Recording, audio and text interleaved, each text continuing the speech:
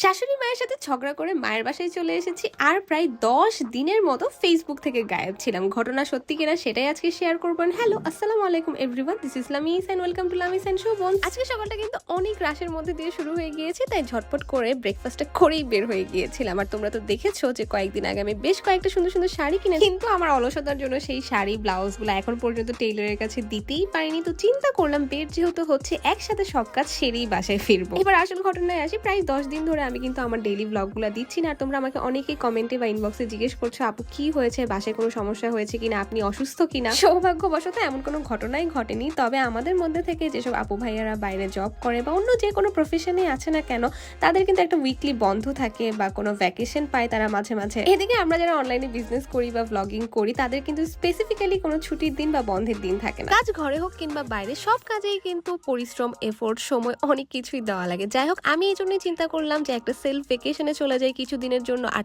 তোমরা যে আমাকে এত পরিমাণে মিস করেছো এটা কিন্তু একদমই আমার ধারণার মধ্যে ছিল না। এই যে তোমরা আমাকে এত পরিমাণে ভালোবাসা দিচ্ছ, কমেন্ট করছো, ইনবক্স করছো, তাদের সবার প্রতি কিন্তু আমি অনেক অনেক কৃতজ্ঞ।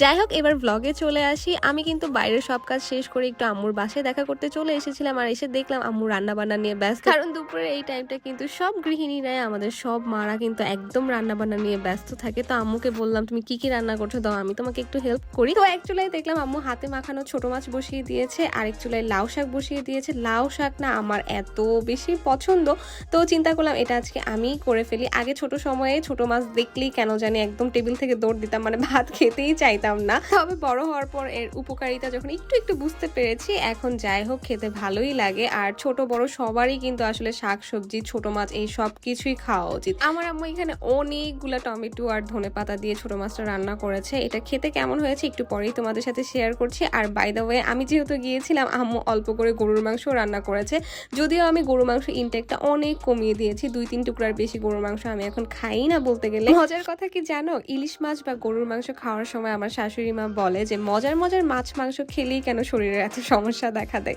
আর এত মজার মজার গরুর মাংস, ইলিশ মাছ, চিংড়ি মাছ এগুলা খেতে যতই মজা লাগুক না কেন, খাওয়ার পর কিন্তু দেখা যায় প্রবলেমের শেষ হচ্ছে না। এদিকে দুপুরের খাবারটা আমি আর আম্মু একসাথে বসে শেষ করলাম, আর প্রত্যেকটা তরকারি অনেক অনেক বেশি মজা হয়েছে। যাই হোক, সন্ধ্যার দিকে চিন্তা করলাম সবাই মিলে একসাথে বসে একটা নাস্তা করি। তবে দুঃখের বিষয় হচ্ছে আমার আম্মু বাইরে থেকে নাস্তা এনে খাওয়াটা না একদমই পছন্দ করে না, তাই বাসায় যাই ছিল সেটা দিয়ে চটপটা আইটেম রেডি করা শুরু করে দিলাম। আর তোমরা হয়তো অনেকেই জানো আমার ছোট খালামণি কিন্তু আমাদের নিচের ফ্ল্যাটেই থাকে, তাই চিন্তা করলাম সবাইকে ডেকে এনে একসাথে এখন মুড়ি মাখা করে খাবো। আর মুড়ি মাখানোর সময় আমি কি করেছি জানো, আম্মুর শোকেস থেকে এই সুন্দর সালাদের প্লেটটা বের করে এনেছি। কারণ আমি জানি আমাদের ব্রাউন প্যারেন্টসদের কম বেশি সবারই একটা স্বভাব আছে যে সুন্দর সুন্দর প্লেট, থালাবাটি এগুলো না গেস্টদের জন্য তুলে রাখে। মানে গেস্ট কবে আসবে এই আশায় আর এগুলো না বেরই করা হয় না। তাই আমি চিন্তা করলাম সুন্দর সুন্দর থালাবাটি যাই আছে এগুলো আমি যখনই আমার মার বাসায় যাব একটা একটা করে ইউজ করে ফেলবো। আবার আমি কিন্তু আমার শ্বশুর বাড়িতে একই কাজ করি, যখনই আমি ভিডিও করি বা কোনো রান্না বান্না করি তখন কিন্তু আমি সুন্দর সুন্দর থালাবাটিগুলো সেখান থেকেও বের করে নিয়ে আসি। আর এখানে কিন্তু আমি অনেক বেশি সরিষার তেল দিয়ে একদম মাখো মাখো করে মুড়ি মাখাটা করছিলাম। মুড়ি মাখানোর সময় না চানাচুর, পেঁয়াজ, শসা, টমেটো এগুলা বেশি দিয়ে মুড়ি অল্প করে দিলে কিন্তু এটা খেতে অনেক বেশি মজা হয়। খাড়াখাড়ি করে মুড়ি মাখা খেয়ে চা দিয়ে আজকের ব্লগ শেষ করছি। কেমন লেগেছে অবশ্যই জানাবে। Thanks for watching. Tata, bye bye, আল্লাহ হাফেজ।